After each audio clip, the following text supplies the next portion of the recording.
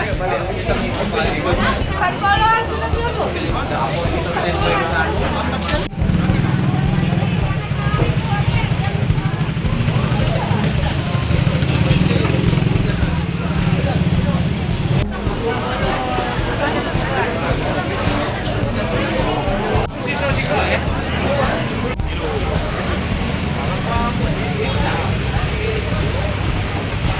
Bisa diceritakan Pak, hari ini pembagian apa nih Pak?